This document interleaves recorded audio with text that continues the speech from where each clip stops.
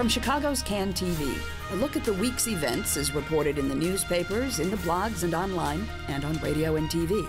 This is Chicago Newsroom.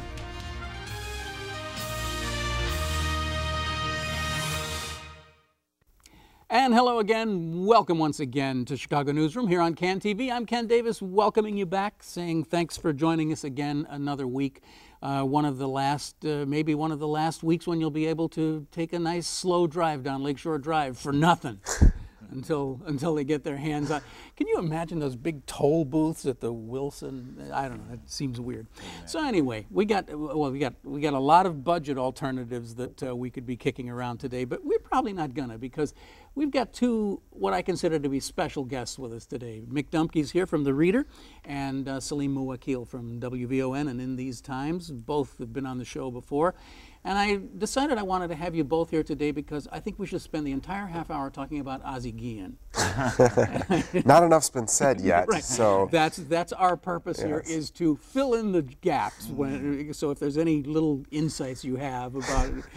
No, actually, folks, we are going to get a little more serious than we sometimes are on the show, because our friend Salim Muwakkil is in the middle of, well, halfway through, 2/5 of the way through a series in These Times about the division in Chicago. The Black Chicago Divided is part one of that series. We're going to talk about that.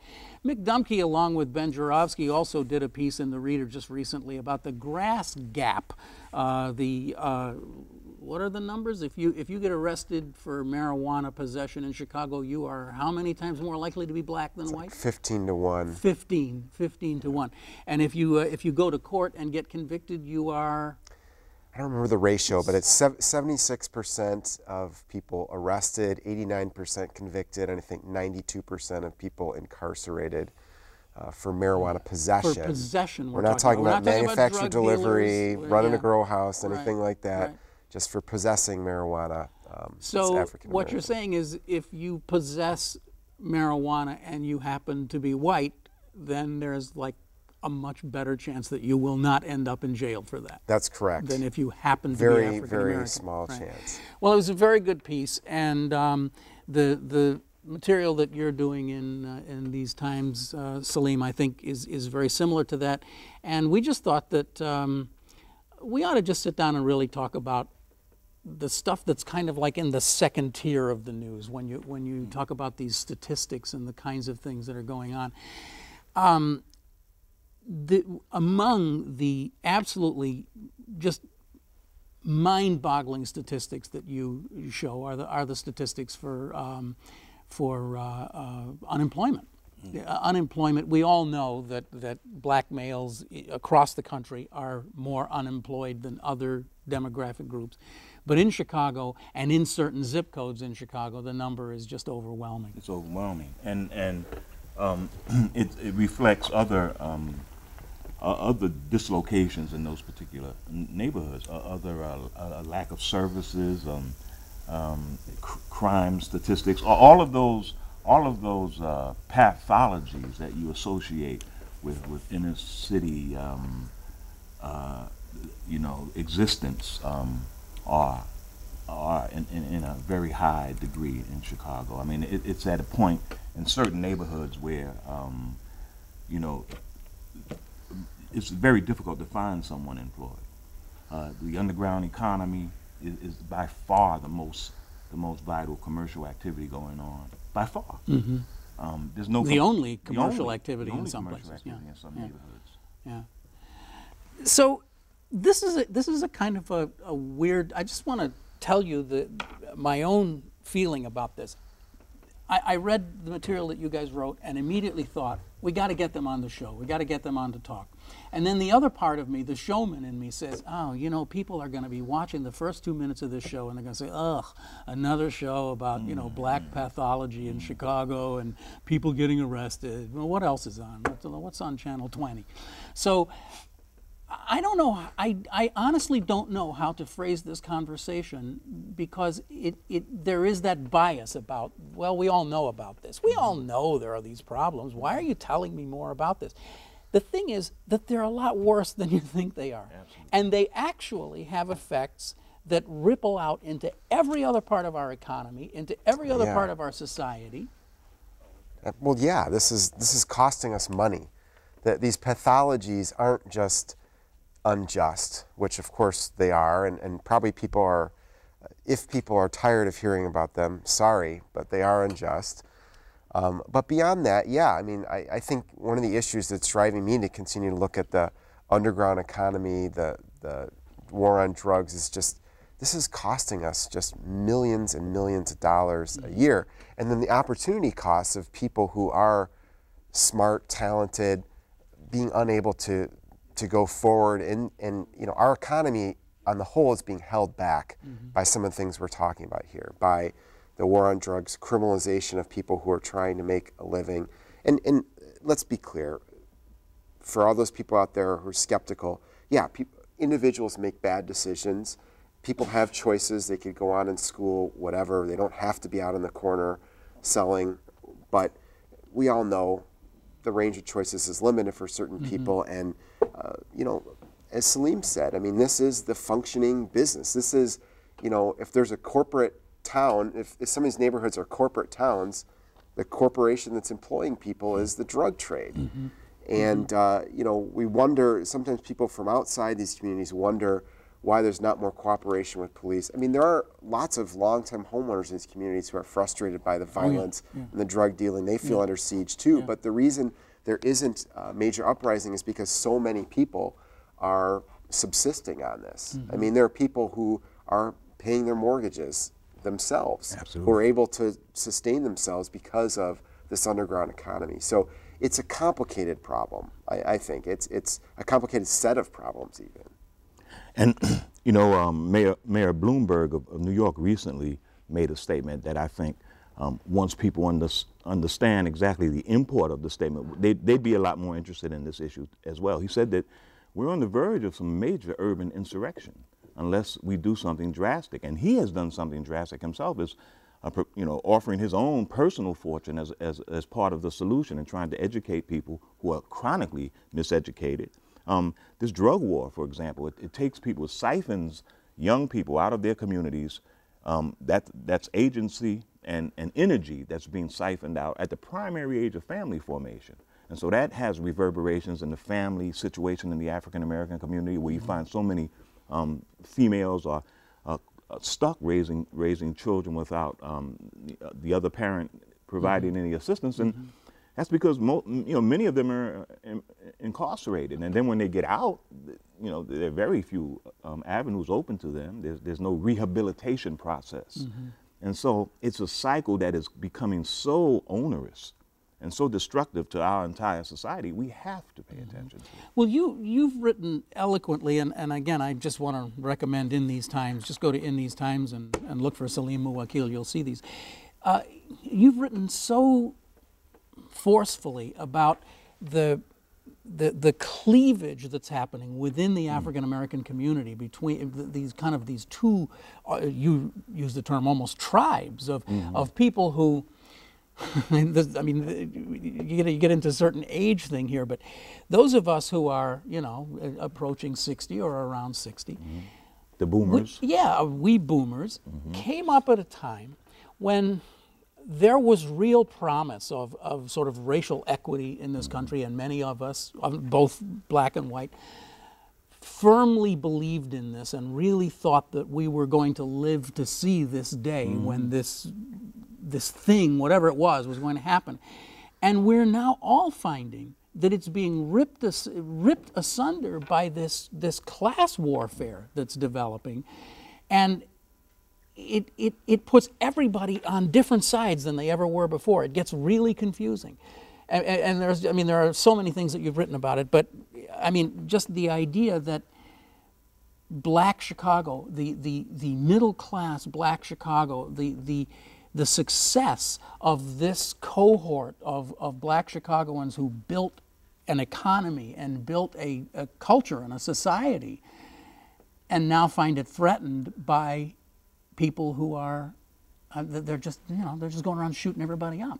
I'm not articulating this well at all, but it's because I'm so frustrated by it. Well, I think that's another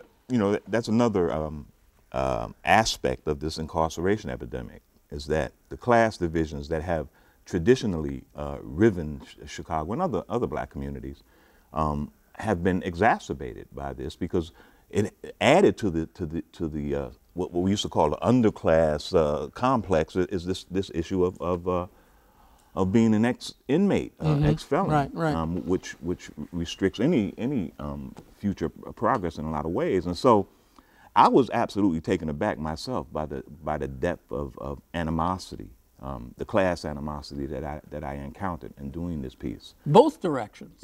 In both directions. Although the middle class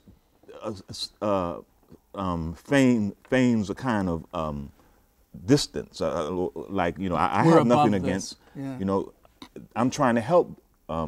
That's what I'm doing this for. You know, I'm in this to help the lesser among us, but the lesser among us don't see that resistance. They don't see it. Yeah, I mean, I think, you know, you hear this in a lot of middle class communities around Chicago to varying degrees. I mean, it's particularly striking, as Salim's highlighted, in African American neighborhoods. And having spent a lot of time over the last year in places like Chatham and Auburn, Gresham, where there are people who have invested, you know, their lives, their money, their lives in you know, their homes in these communities, and it's like the grandkids they're so frustrated. They're like, they're out there and people aren't taking care of them. There is a real frustration with crime, and some of these communities have had low crime or minimal crime for a long time, and now it's coming onto their block. You know, I think one of the folk heroes of the South Side right now is the retired correctional officer in Chatham, who was robbed in broad daylight while he was watering his lawn late this summer, and fought off the assailant, and the assailant took off, and you know, the guy was shot, but he ended up being okay. And you know, people are talking about that's sort of the model for who we are now. And so you're hearing this all over the place. It was really striking to me early in the summer. I was down in Jackson Park talking with people just for a little sports piece I did about people who like to fish in Chicago, and I was just talking to some guys. So I'm surprised you missed me, because I would be out there. That's one of your spots, That's huh? one of my spots, yeah. It's a good spot to. It's a good spot to be in the city but get away from the city. But it was funny because right around then was when the legislature was debating conceal and carry legislation, and I went up to talk to these guys about fishing, and a couple guys were like, "What was happening? Did you hear the latest on the gun thing?" I'm like, "Well, what do you feel about it?" "Well, I think we should have the right to carry a gun because, you know, I'm sick of these punks out here on, you know, my neighborhood." He lived in Woodlawn. He's like, "I'm sick of it. You know, I feel like I should be able to protect myself." And it just was really striking. It's just like, you know, this wasn't a guy out causing.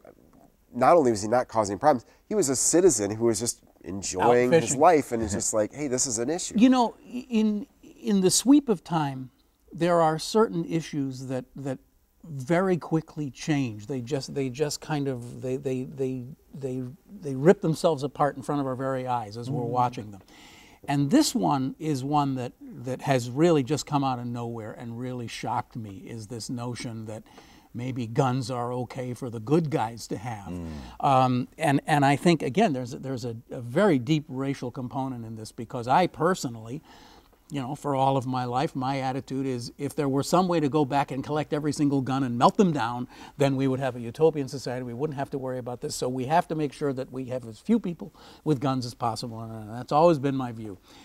And then suddenly I start seeing middle-class people who look like me and live a life like mine, except they happen to be African Americans, saying, screw that, I want a gun, I'm being victimized, and I want to be able to protect myself.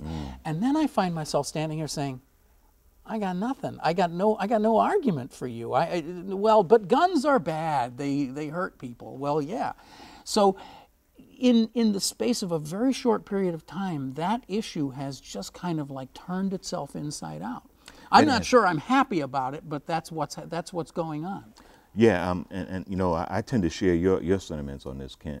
I think that it was my understanding that civilization was moving toward a lack of arms. Or mine too, fewer Salim. and fewer yeah, arms. Mine too. And so it seems like this You is a step naive back. old person. Exactly, exactly.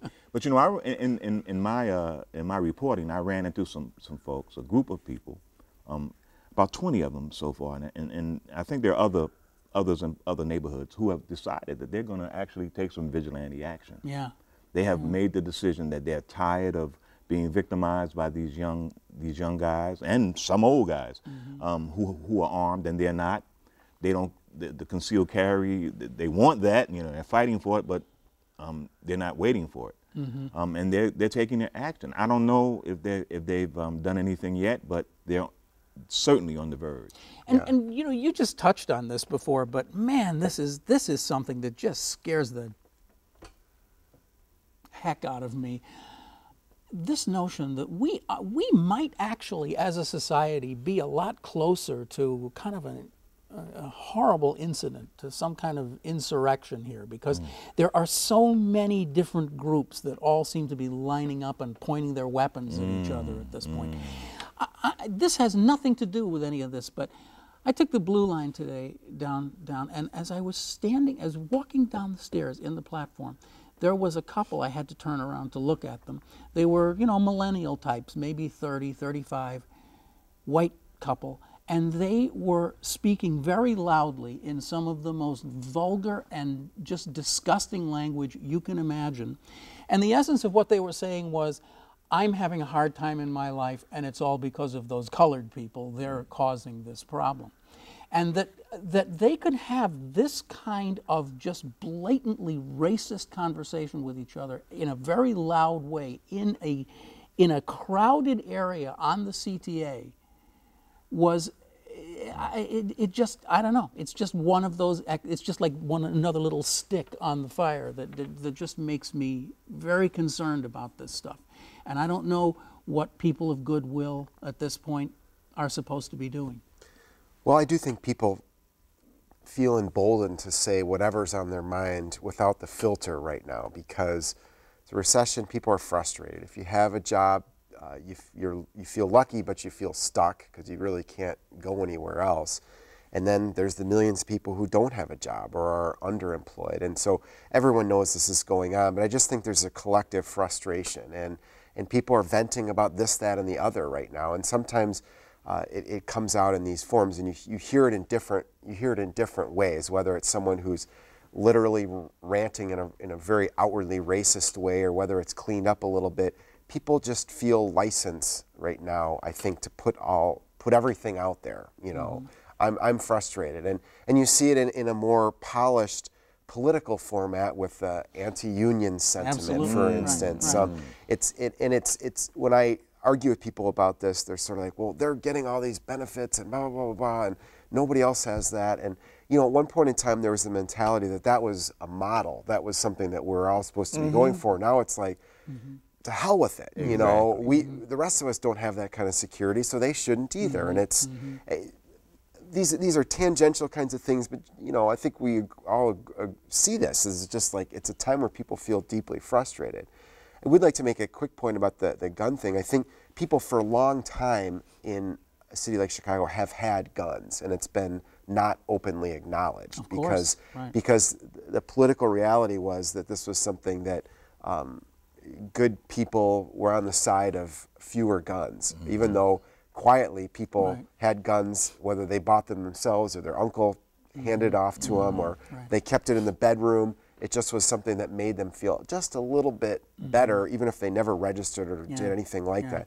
I think what's changed right now is just, you're right, people are a little more out about the fact that, look, we haven't figured out a way to keep guns off the street, and so acknowledging that unfortunate reality, it's time that we got a little bit more smart as citizens and took another step. I'm not terribly comfortable with it either, but I can tell you that I actually, as I've studied this, and like you guys, I think, I've gone through a little bit of an evolution where I actually now am less afraid of the number of weapons out there, because I've realized there's already a lot of weapons out there.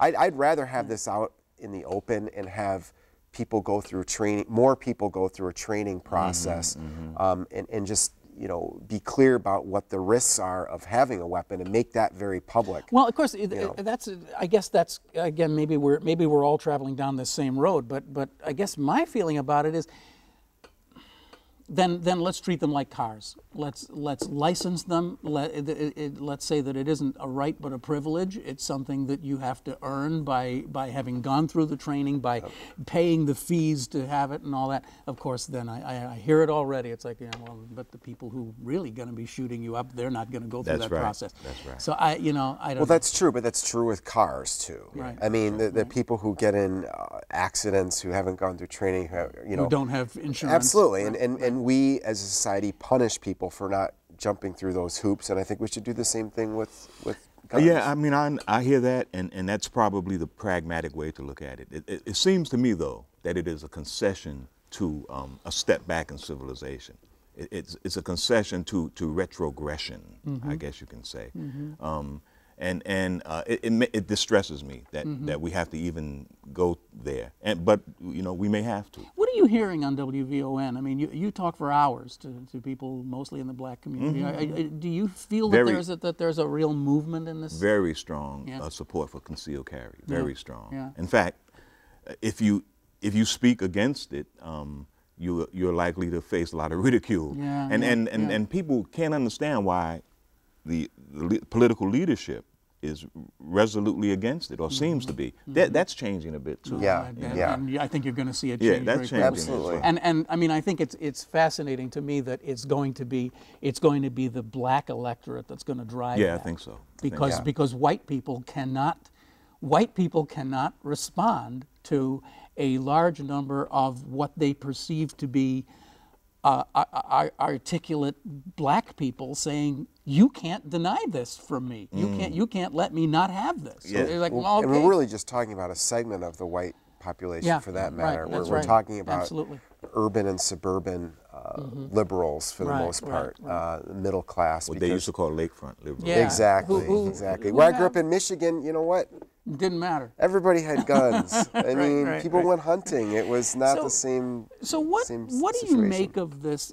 I think the last time you were on the show, we were in the height of our being whipped into a froth about flash mobbing. Remember? Yes, I do. And I think talked to a flash mobber. Did you? Yeah. Well, you did in your article, Yeah. And I think you wisely counseled us at that time that this won't be a big story a few months from now, and it isn't. But it isn't because the flash mobs have been successfully put down. It's because it's cold outside. It's cold. But I mean, but what I'm trying to say is that the thing that you've written about so beautifully is the sort of the origins of that mentality, and that hasn't gone away. No, it hasn't gone away, and in fact, it's increased. I think it will increase even more as this recession deepens, and people feeling, less and less hope, because that's really the origin of it. There's no hope out there.